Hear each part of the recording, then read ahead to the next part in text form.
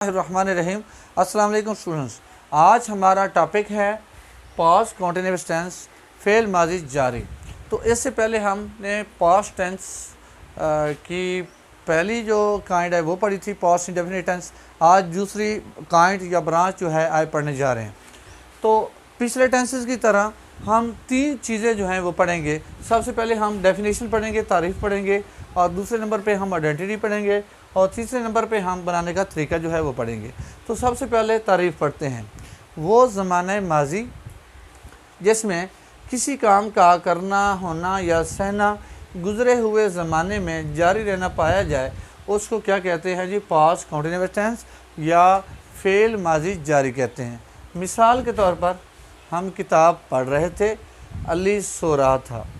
तो अब आते हैं इसकी पहचान की तरफ।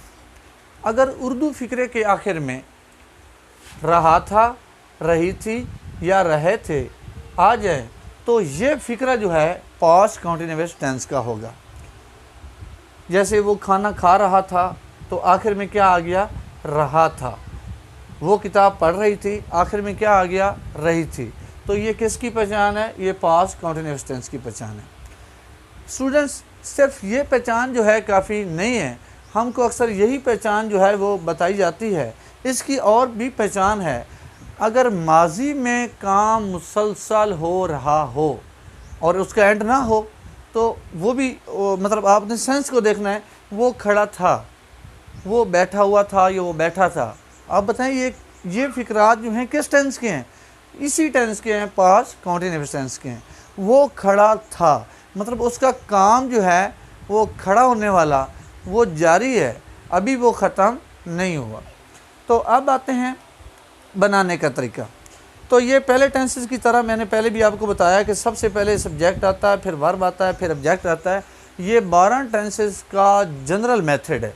ये सब का सेम है। मैंने यहाँ हेल्पिंग वर्ब इसलिए नहीं लिखा कि कुछ टेंसेस ऐसे भी हैं जिनमें हेल्पिंग वर्ब जो हैं नहीं आते। अब आते हैं इस टेंस की तरफ। इस टेंस में इसकी स्ट्रक्चर क्या है? सबसे पहले सब्जेक्ट आता है, फिर हेल्पिंग वर्ब आता है, और हेल्पिंग वर्ब के बाद फर्स्ट फॉर्म के साथ आईएनजी, और इसके बाद ऑब्जेक्ट आता है। अच्छा, जो तब्दीली होती है सब्जेक्ट और ऑब्जेक्ट, यहाँ कोई तब्दीली नहीं होती। जो तब्दीली होती है वो इस हिस्से में होती है, मतलब हेल्पिंग वर्ब कौन सा लगना है और वर्ब की कौन सी फॉर्म लगनी है। अब यहाँ मैंने कहा है कि सब्जेक्ट के बाद क्या आएगा? हेल्पिंग वर्ब आएगा। अब इस टेंस में हेल्पिंग वर्ब आते कौन से हैं भाई? इस टेंस में हेल्पिंग वर्ब जो हैं वाज और वर आते हैं। वाज किसके साथ आता है? ही, शी, इट, आई, या सिंगुलर नाउन जैसे अली, इनके साथ क्या आता है? वाज। और वर किसके साथ आता है? We, you, they, plural noun, मतलब एक से ज़्यादा नाम हो तो फिर भी क्या आएगा? वर आएगा। और यू वहद भी हो सकता है और जमा भी हो सकता है, लेकिन दोनों के साथ क्या आएगा? वर आएगा। अब इसकी प्रैक्टिस करते हैं। फ़िक्रा है वो खाना खा रहे थे। वो की इंग्लिश क्या है? दे, क्योंकि जमा है तो दे आएगा। अब दे के साथ हेल्पिंग वर्ब कौन सा आएगा? वर रहेगा। और इसके बाद खाना जो वर्ब है उसकी इंग्लिश क्या होती है? ईट। तो हमने लेकिन आईएनजी का इजाफा भी करना है। ईटिंग और खाना जो नाउन के तौर पर इस्तेमाल हुआ है उसकी इंग्लिश क्या होती है? Food. They were eating food. दूसरा फ़िक्रा है मैं ख़त लिख रहा था। मैं की इंग्लिश क्या होगी? आई। और आई के साथ हेल्पिंग वर्ब कौन सा आएगा? वाज आएगा।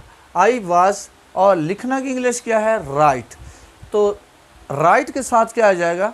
ING, writing. अच्छा, अगर वर्ब के आखिर में ई हो, जब उसके साथ आईएनजी लगाते हैं तो ई को हज़फ कर देते हैं, ई को ख़त्म कर देते हैं। तो आई वाज राइटिंग, क्या लिख रहा था? आ लेटर, एक ख़त। मैं एक ख़त लिख रहा था। वो खड़ा था। अब वो खड़ा था भी इसी टेंस का फ़िक्र है, तो वो की इंग्लिश क्या है? ही, और इसके साथ हेल्पिंग वर्ब आएगा वाज, और खड़ा होने की इंग्लिश क्या होती है? स्टैंड, और साथ आईएनजी का इजाफा, ही वाज स्टैंडिंग। अब आते हैं कि नेगेटिव सेंटेंस कैसे बनते हैं। भाई नेगेटिव सेंटेंस बनाने का सिंपल सा मेथड है कि हेल्पिंग वर्ब के बाद क्या लगा दें? नॉट लगा दें। इससे क्या बन जाएगा? नेगेटिव सेंटेंस बन जाएंगी। यहाँ मैंने इसका स्ट्रक्चर भी लिखा है कि नेगेटिव सेंटेंस का स्ट्रक्चर क्या है? सबसे पहले सब्जेक्ट आएगा, फिर हेल्पिंग वर्ब आएगा, मतलब वाज और वर में से जो भी आएगा, और उसके बाद नॉट आएगा, और नॉट के बाद फर्स्ट फॉर्म के बाद ऑब्जेक्ट आएगा। यहाँ एक मिसाल ये वाला दे वर ईटिंग फूड, इस फिक्रे का नेगेटिव कैसे बनेगा, ये वर जो हेल्पिंग वर्ब है इसके बाद हमने क्या लगा दिया, नॉट लगा दिया, दे वर नॉट ईटिंग फूड। अब आते हैं इंट्रोगेटिव सेंटेंस जो है वो कैसे बनते हैं। तो एक सिंपल सा ये भी तरीका है कि अगर हेल्पिंग वर्ब को उठा के शुरू में लगा दिया जाए और उसके बाद सब्जेक्ट लगा दिया जाए, तो ये तरीका क्या है इंट्रोगेटिव सेंटेंस बनाने का। तो इसकी स्ट्रक्चर ये है कि सबसे पहले हेल्पिंग वर्ब आएगा और इस टेंस के हेल्पिंग वर्ब क्या हैं, वाज और वर हैं, और इसके बाद सब्जेक्ट आएगा और सब्जेक्ट के बाद फर्स्ट फॉर्म आएगी और फर्स्ट फॉर्म के बाद आईएनजी का इजाफा होगा और इसके बाद क्या आएगा, ऑब्जेक्ट आएगा और ऑब्जेक्ट के बाद क्वेश्चन मार्क आएगा। क्वेश्चन मार्क के बगैर इंट्रोगेटिव सेंटेंस की जो स्ट्रक्चर है वो कंप्लीट नहीं होगी। तो यही फिक्रा जो है दे वर ईटिंग फूड, इसका हम इंट्रोगेटिव सेंटेंस बनाते हैं। तो वर को पहले लिखेंगे और इसके बाद वही लिखेंगे where they eating food, food और एंड पे क्वेश्चन मार्क। एक और फिक्र भी इसका बनाया मैंने, I was writing a letter. तो हेल्पिंग वर्ब को पहले लिखा वाज को और इसके बाद आई लिखा, फिर राइटिंग लिखा और आ लेटर और एंड पे क्वेश्चन मार्क। इस तरह ये टेंस ख़त्म हुआ। तो होपफुली कि आपको इस टेंस की, इस लेक्चर की समझ आ गई होगी। अगर आपको समझ आ गई है तो आप मेरी वीडियोस को लाइक करें, कमेंट करें और सब्सक्राइब करें ताकि नई आने वाली वीडियोस को आप लोग देख सकें, और शेयर करें ताकि आपके दूसरे जो मतलब आपके फ्रेंड्स हैं वो भी देख सकें। अल्लाह हाफिज़।